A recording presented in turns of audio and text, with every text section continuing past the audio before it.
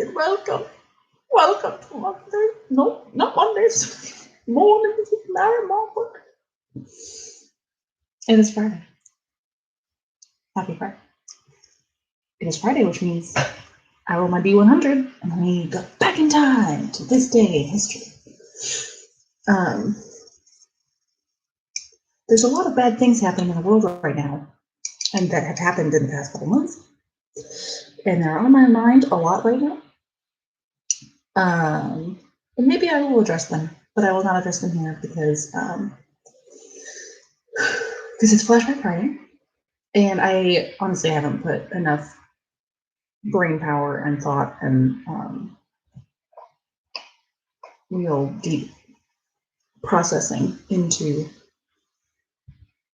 how I want to even respond to the things that are going on right now. So I'm not going to do that right now. Now's not the place. I feel bad even just saying that, but we're going to move on. God, I feel bad saying that too, but I'm moving on right now, for right now. Not eternally. And not even for a very long time. This is what we're doing. Anyway, enough about that. Flashback Friday. All on the die. Okay, we've got a 40 and a 7. So, 47. I gotta do math. I brought coffee today because I didn't want yesterday to happen again. But it's too hot to drink right now, so we're gonna have to live with this brain for a second. 20 minus 47. I could do this in my head. Okay, so I'll do it in my head before I see the answers. Because I'm an adult. That would be down to 80, so 73. 1973. All right. May 8th, 1972. Now, in the past, have I done this with like a sharing of my screen sort of thing? I definitely have. But I don't think I've done it recently because it's honestly harder. And it does have that extra delay. So if you guys wanted to say anything, it would be on a delay. But but most people aren't just looking at my reading face. I have a very intense reading face. Okay. May 8th was a Tuesday.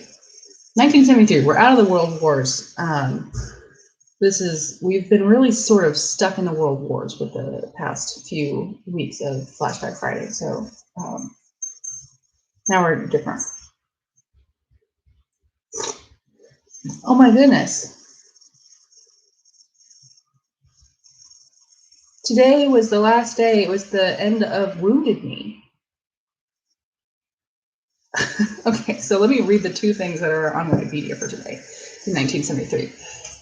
A 71-day standoff between federal authorities and American Indian movement activists who were occupying the Pine Ridge Reservation at Wounded Knee, South Dakota, ends with the surrender of the militants. Then the second one, in a 9-7 losing effort against the San Francisco Giants, St. Louis Cardinals baseball ace Bob Gibson makes his 242nd consecutive start. It's a new 20th century record, passing that of Red Ruffing. So let's see which one we're going to look up. I honestly, there's very little I know about Wounded Knee. Wow. Okay, there's got to be like a disambiguation of Wounded Knee, right? I mean, what else do you call Wounded Knee?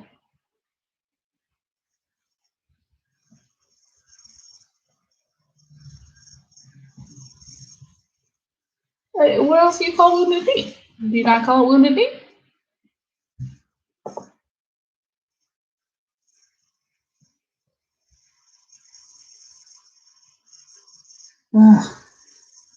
Okay. 1973 Wounded Knee incident. Okay.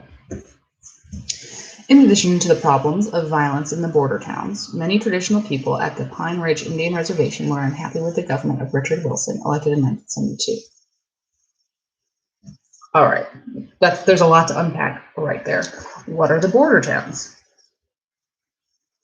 And what is the violence? Okay, so Richard Wilson was a tribal chairman.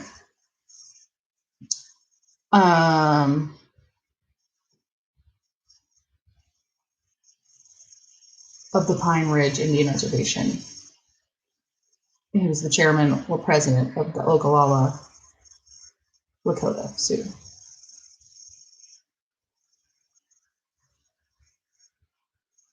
And he was evidently, people complained about his sort of practices of nepotism, and he kept a private militia, allegedly. Allegedly, I'm saying allegedly, it might not be allegedly, it might be very obviously, but this article is not clear, so I'm going to say allegedly.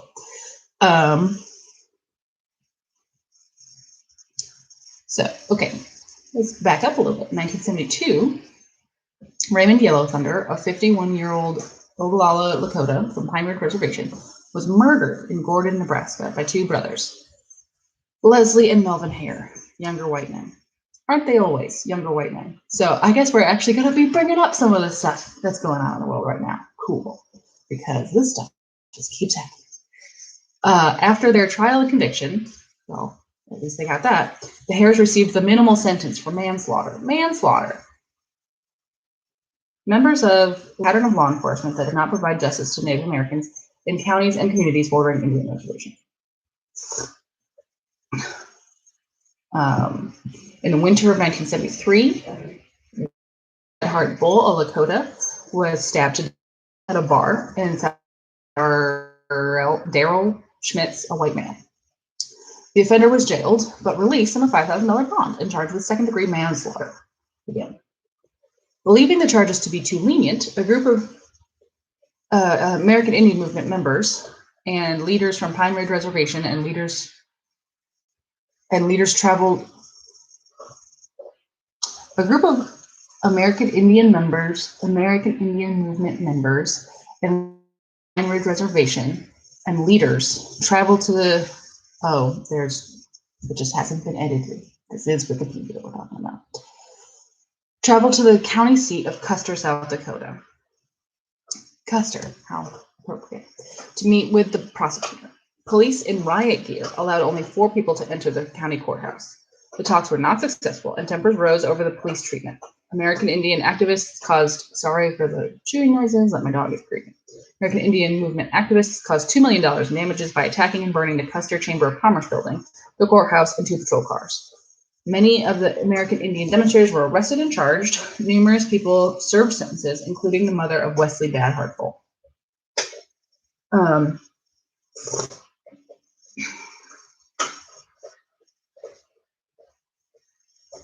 There's a lot in this, and I'm not loving talking about it without looking at it a whole lot, but maybe that's just what I should do today.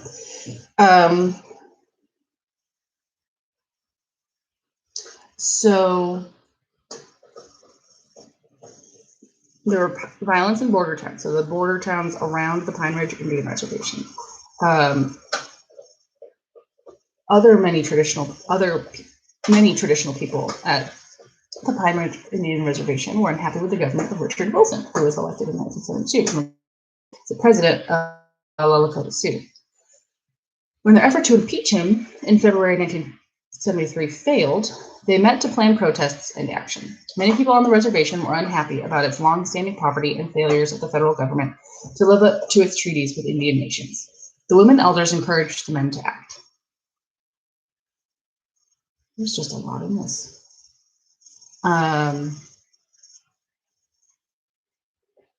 So what I feel like, okay, we'll continue to talk about women.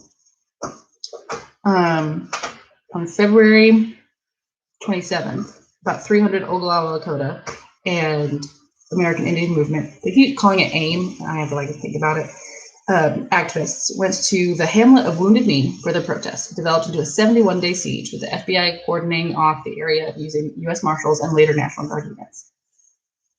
The occupation was symbolically held at the site of the 1890 Wounded Knee Massacre. Let me quick look that up. Sounds like a joy. It's also called the Battle of Wounded Knee. It was a domestic massacre of several hundred Lakota Indians, almost half of whom were women and children, by soldiers of the United States Army. It occurred on December 29th, 1890.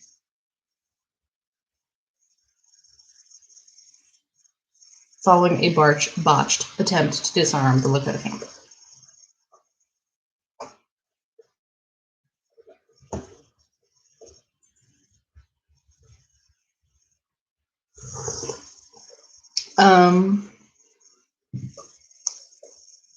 On the morning of December 29th, the U.S. cavalry troops went into the camp to disarm the Lakota.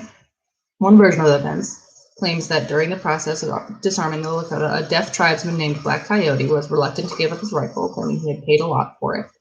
Simultaneously, an old man was performing a ritual called the Ghost Dance. Black Coyote's rifle went off at that point, and the U.S. Army began shooting at the Native Americans. The Lakota warriors fought back, but many had already been stripped of their guns and disarmed. By the time the massacre was over, okay, so that says one version of events. I presume that is not the U.S. Army's version of events, at least at the time. Battle of Wounded Knee.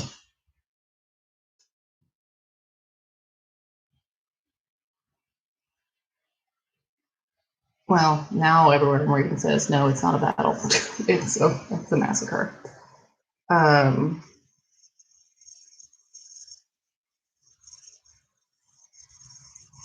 History.org.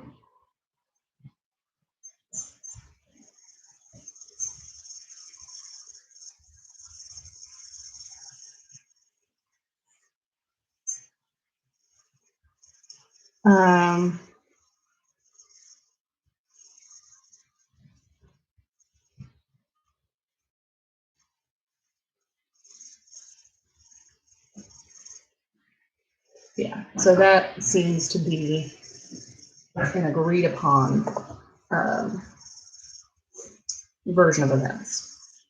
The Wounded Knee is not a battle, it is a massacre, because many of the Native Americans had already lost all their weapons. They had been asked by the government very critically, very obviously, to hand over their weapons. One person did not want to, and so he held on to it. And in holding on to it, it may have gone off. Or maybe the person who was taking it from him had it go off. Or maybe one of them shot it. And so he shot, rang out, tensions were high. But most Americans were not harmed. So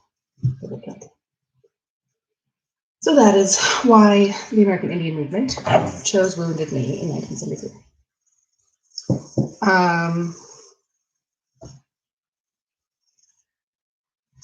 So they demanded a revival of treaty negotiations to begin to correct relations with the federal government. They demanded the respect of their sovereignty and the removal of Wilson from office. So it's interesting. How was he elected that they couldn't impeach him and they wanted the Americans to remove him? I'm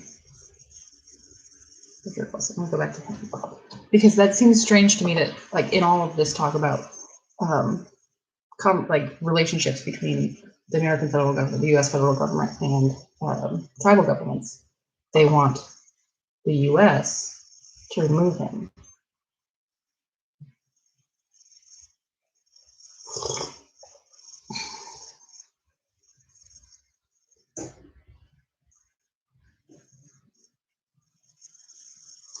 How was he elected?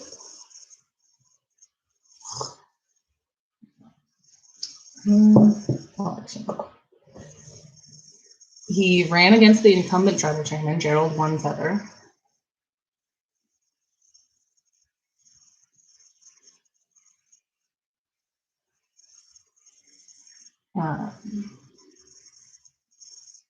He supported protests that were organized by the American Indian Movement following the murder of Raymond Yellowthinder in Gordon, Nebraska. The election was close, but he won 5 of the 9 districts and won heavily in Pine Ridge Village because he had been a counselor there.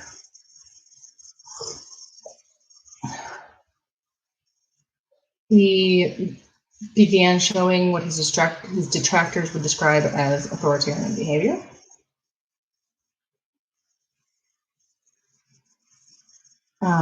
He challenged eligibility of the council member because of residency requirements, preferred governing using the 5-member executive council instead of consulting with the full tribal council of 18, which several times he called into session on important issues only belatedly.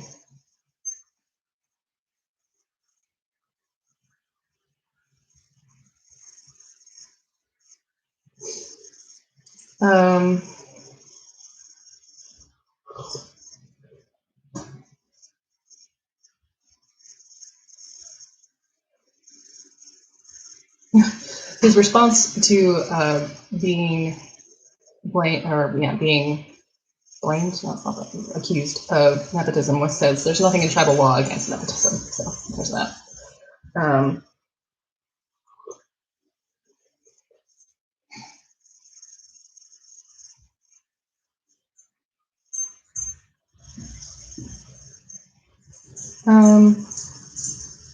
think I've got my pajamas again.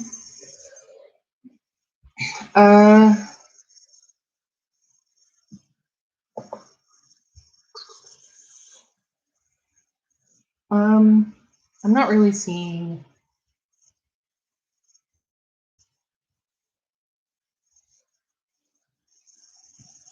So they tried to impeach him, right? And this is part of what led to Wounded Knee. Tried to impeach him in February. So they introduced 8 charges of impeachment. They charged him with nepotism in hiring the tribal government staff, operating the tribe without a budget, 2 counts of misappropriating tribal resources for personal use, failing to compel the treasurer to make an audit report, failing to call the full tribal council according to the bylaws, and using the executive committee to bypass the housing board, and illegally arresting Keith. Keith is a last name, but that just sounds like he arrested Keith. I don't know who Keith is. I can't find.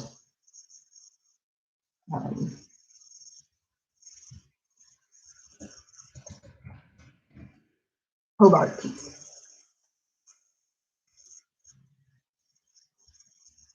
He was the tribal counselors. He was one of the tribal counselors who, he's one of the tribal counselors who introduced 8 charges of impeachment against him. The Oglala Sioux Tribal Council suspended Wilson by an 11-7 vote.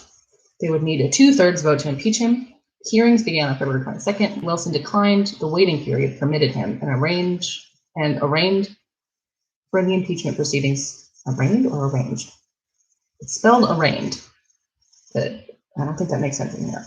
Like, super great on the word arraigned. I want to work at a court. People get arraigned here all the time. He was arraigned for the impeachment proceedings to commence immediately. The council unanimously approved Vincent Thunderbolt as presiding officer for the trial, which began the next day, having expected him to use the waiting period the prosecution not fully prepared its case.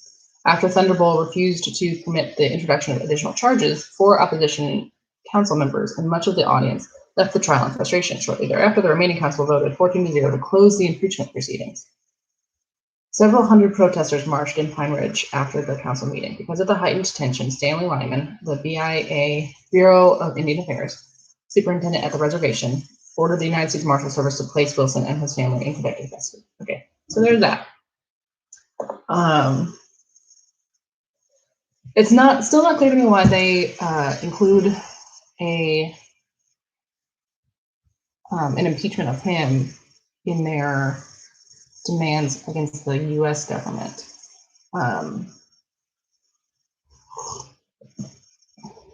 I don't fully understand their leadership structure, whether he was somehow endorsed by the U.S. government or if he had to be somehow put in place by the U.S. government, and so they could remove him as well. I don't know. Anyway, so the American Indians occupied the Sacred Heart Church, the Gildersleeve Trading Post, and numerous homes of the village. Although periodic negotiations were held between American Indian Movement spokesmen and the U.S. government negotiators, gunfire occurred on both sides. A U.S. Marshal, Lloyd Grimm, was wounded severely and paralyzed. In April, a Cherokee from North Carolina and a Lakota American Indian Movement member were shot and killed. The elders ended the occupation at that time. So that would be April. Oh, interesting. Yeah, ended the occupation at that time. For a month afterwards, journalists frequently interviewed Indian spokesmen, and the event received international coverage. The Department of Justice then excluded the press from access to Wounded Knee.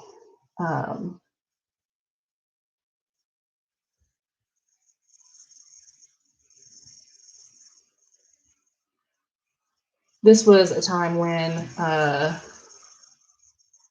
Sasheen Littlefeather, who was an Apache actress, went to speak at the Oscars on behalf of Marlon Brando. He had been nominated for his performance in The Godfather, but he did not accept the award.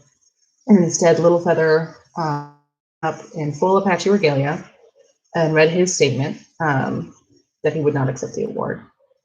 And she also talked about the Wounded Knee occupation. The event grabbed the attention of the U.S. and the world media. The movement considered the awards ceremony publicity, together with Wounded Knee, as a major event and public relations victory, as polls showed that Americans were sympathetic to the Indian cause.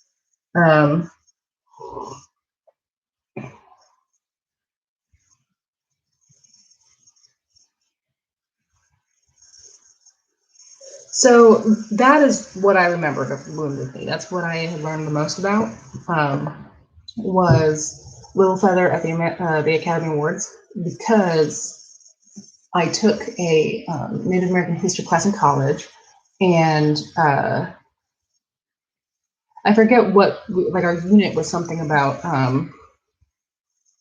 like Native American. We talked a lot about Native Americans in media, and we talked about the Crying Indian. I forget what his name is. He's not actually an Indian. But the guy who cried because people weren't recycling. We were reading a book called The Ecological Indian. That wasn't the only thing that we did that related to this. But we talked about Littlefeather and her appearance at the Academy Awards.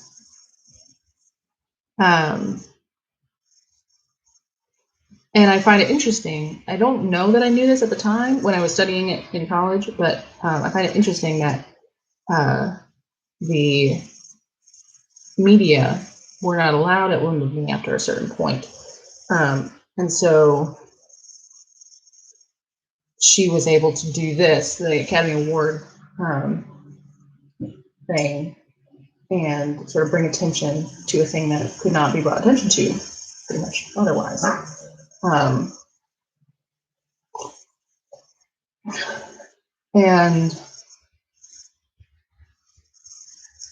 Littlefeather, woof, rough for her. She was really put in the spotlight, not a great way, for what she did. What she was asked to do by a white man. Granted, I don't know, I have conflicted feelings about that stuff by Marlon Brando. Yeah, but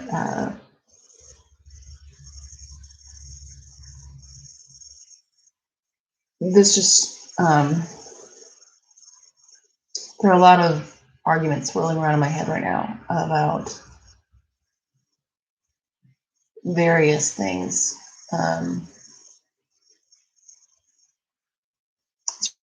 Of Bundy's occupation of the reserve.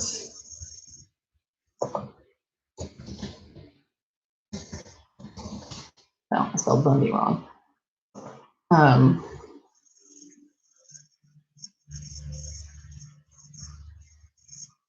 Bunkerville. No, the militant occupation.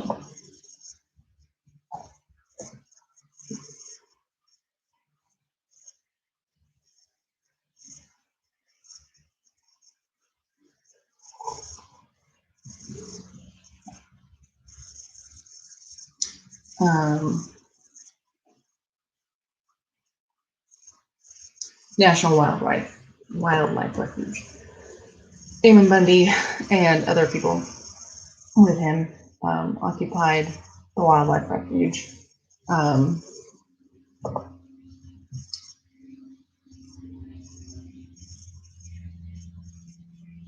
They were killed.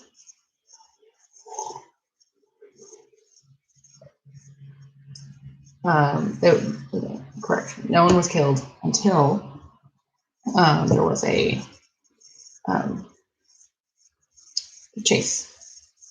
car chase, where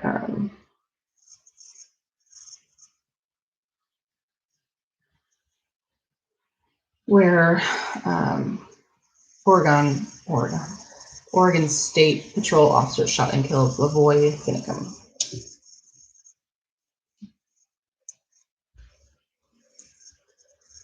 He was a spokesman for the militia group Citizens for Constitutional Freedom. He was just one of the occupants of the National Wildlife Refuge. I think about differences between how the government reacted to Amon Bundy, and how they react to the protesters more recently, who are at government buildings, heavily armed, and wearing like army surplus vests and are armed. They're armed to the teeth, and visibly so. I mean, that's part of their frequently, not always, but frequently, that's part of their sort of show. That's what they want people to see, is that they are armed, because Second Amendment. And because they are exercising their Second Amendment rights, they are not, people are told, well, they're just allowed to do that. They're allowed to do that. It's okay for them to do that. And maybe it is, legally speaking, but it's not for everybody, evidently. Some people, like that man in Pine Ridge, on the Pine Ridge Reservation in Wounded Knee in the 1800s, he wasn't allowed to have a gun. His gun was being taken away. And a lot of people got killed for that.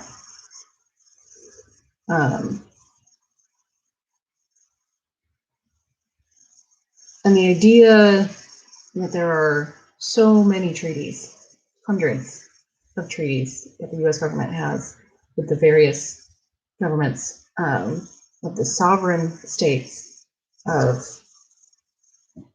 the different tribal, I mean, a lot of them are groups of tribes now. Some of them are their own government, like the Cherokee, and some of them are more sort of grouped together, because there aren't very many of them left. Just the number of treaties that the U.S. government signed, and like evidently had never had any intention of following through with, and still doesn't have much intention of following through with. The is it the Cherokee?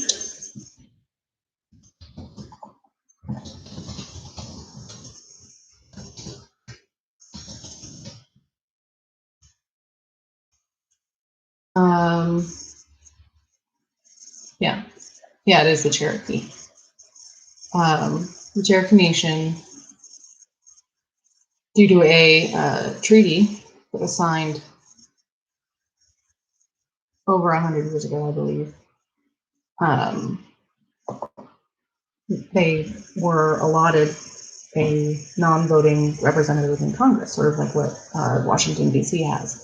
And for a lot of reasons, they didn't have one for a long time. But they're looking to have one now. They've appointed one.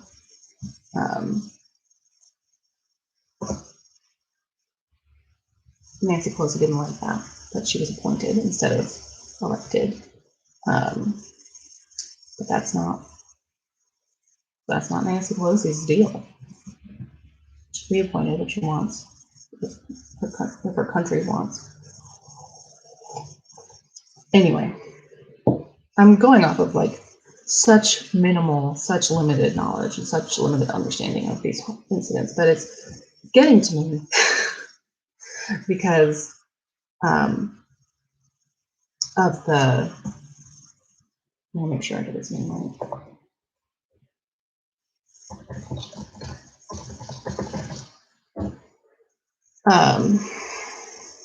Ahmaud Arbery. It's getting to me because of the Ahmaud Arbery incident that is pretty much, at least in my world, just coming to light now. I can blame it on the pandemic. I can blame it on the fact that nobody was doing anything, no one was being arrested. There's a lot of reasons why I didn't know about this before. But we know about it now. And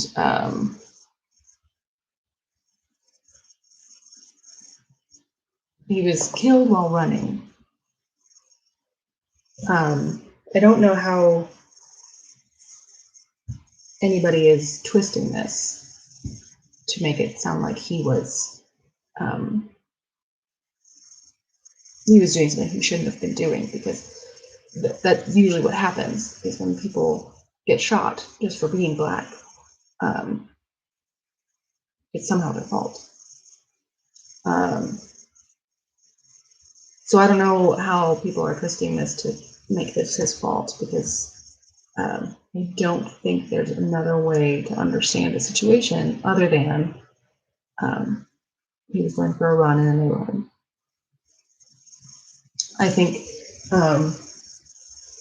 the people who did it argue that he had broken into a bunch of buildings and a bunch of houses in that residential area,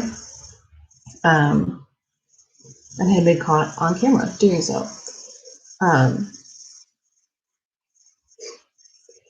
In our country, we arrest people for doing crimes, and we have the police do it.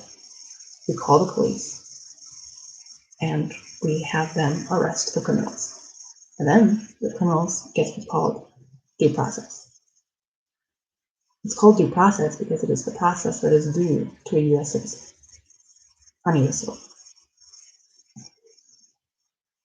I don't care if this guy broke into houses and stole people's jewelry. Frankly, I don't care if he murdered somebody. He was not doing that then. He was running. He was going for a run. The whole concept of a citizen arrest drives me up the wall, because maybe it's because I work at a police station, but there's a lot that goes into arresting someone. There's a lot that goes into arresting someone. A lot. There has to be. You are taking all of their rights away. And not all of their rights, but the majority of their rights, and certainly their freedom of movement. You are taking the majority of their liberty and autonomy, and accusing them of something that is against the law. Just accusing someone, just being accused of something that's against the law can change your life forever. Does almost always change your life forever. So there's a lot that goes into arresting someone. A citizen's arrest should not be a thing. It should not be a thing. I don't care if legally it's a thing, it should not be. Definitely people should not be doing it. What paperwork did you have to do? What judges did you have to talk to about probable cause? Who had to sign off on your warrant? Who had to determine that you knew what you were talking about? Who trained you on how to use those guns? Who Who trained you on how to arrest somebody, on how to de-escalate, on how to restrain someone? Nobody, because you're not a police officer. Now, these people, at least one of them at least, worked with police officers in the past. Possibly even was an investigator, I think.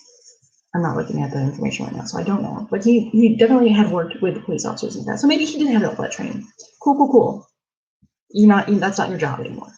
I once had the training to be a teacher. I was trained to be a teacher. I have a degree in it. I don't get to just go into a school and start just like throwing grammar around and asking kids. Like, I don't get to do that. And in doing that, I don't kill anybody. So like,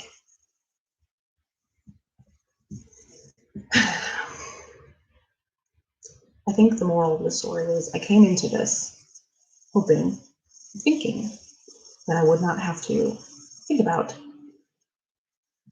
Make sure I do everything right again. Ahmaud Arbery.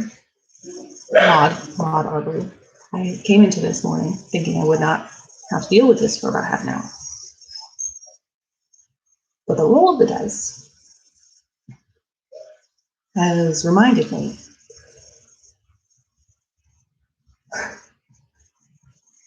that while I can step away because I'm white, because I'm not his family, because I'm not Native American, because I'm not under threat in these ways,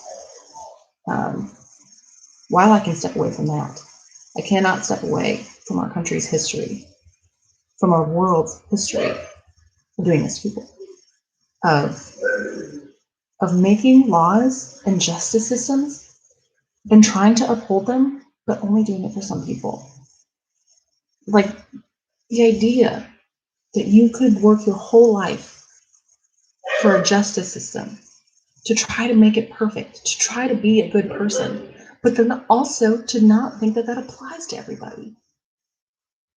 To try to perfect it and try to make it work, and thinking that making it work does not include more, like half the population just because they're not white.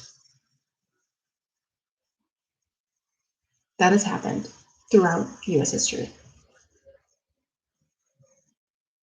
And I don't know what is worse.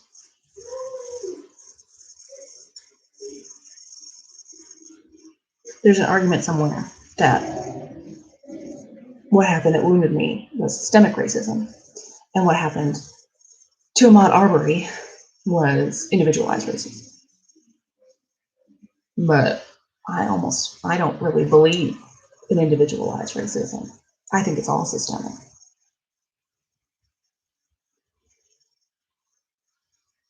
It's somehow baked into us. It doesn't have to be.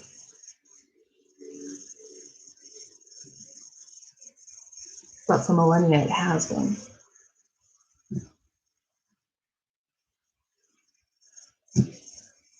And I can step away from that for half an hour because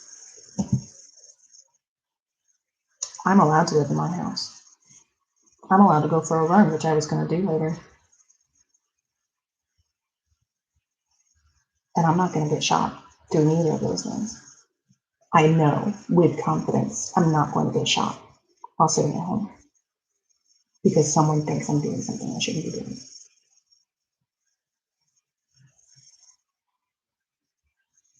That and the ability to not think about it for half an hour is a privilege. And I'm glad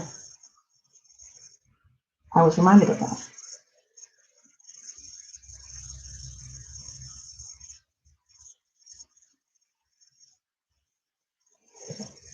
I don't have much else to say. And I don't even know if most of what I said is consistent with facts that are out there and the understandings of the people who were involved. I don't know.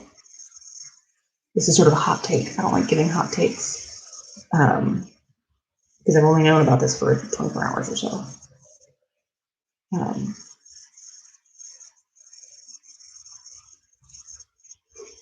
but I've known about racism forever.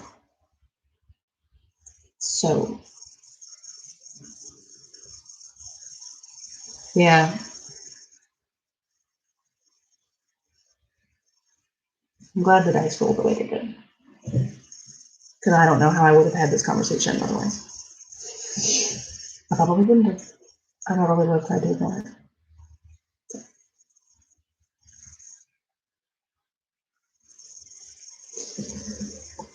Have a good rest of your day. If you will go home today, maybe make it 2.22 miles and share some image or something with the hashtag with them on.